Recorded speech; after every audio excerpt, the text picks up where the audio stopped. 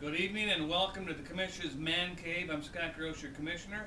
Here's Scott Specker, the Co-Commissioner, and this is our Draft Lotto Show. We tried to do this a year ago. It was a success, but we couldn't get it to load to the web page.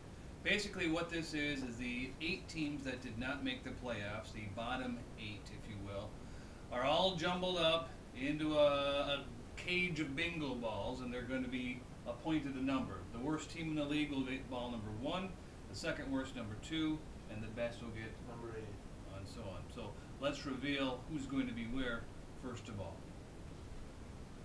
Alright, let's bring the camera in, and as you can see, our number 1 team with ball number 1 will be Skippyville. that would be me.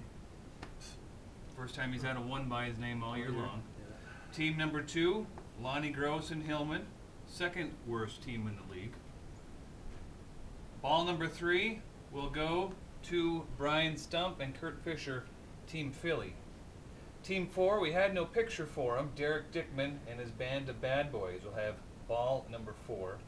Number 5, holding a PBR, Kurt Browsen.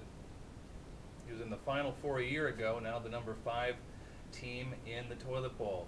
Number 6, the commish himself. This is not a cheater league. Both commissioners are in the toilet bowl. Once again, Scott Gross gets ball number 6.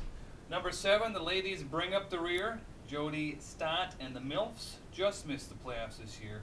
And team number 8, the Sugarville Kittens, missed out on the playoffs by 1/2 game thanks to Jake Perkins and Cammy Killers pulling off a miracle win in the final week. So that's where we are, Team 8, and we'll have Scott down on the couch here, and we'll see what balls we're going to have, and we'll do our matchups as well. I've got the marker, and we'll do the brackets right now. Scott, if you will, let's rock and roll.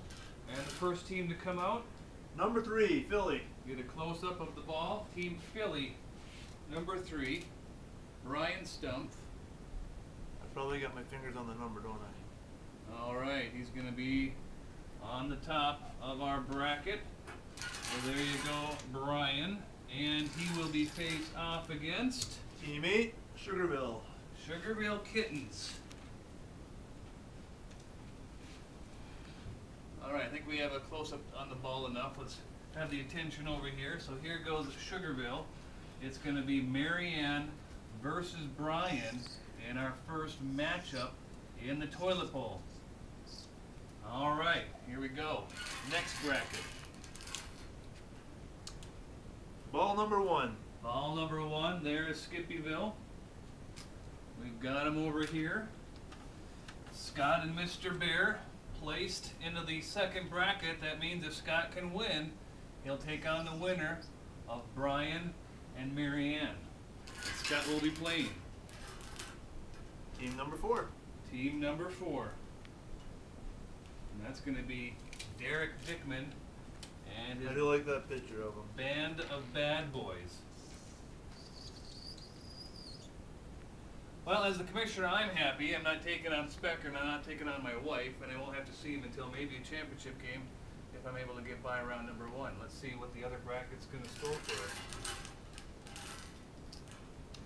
Team number 2. And here comes Hillman in the bottom half of the bracket. Lonnie, whose team, much like his picture, slept for most of the year, did wake up a few times throughout the season. It wasn't as consistent as me. It was very consistent. We lost one here. Should have been my ball. Team 5. Team 5. So Lonnie will go against St. Paul. We can get him off here.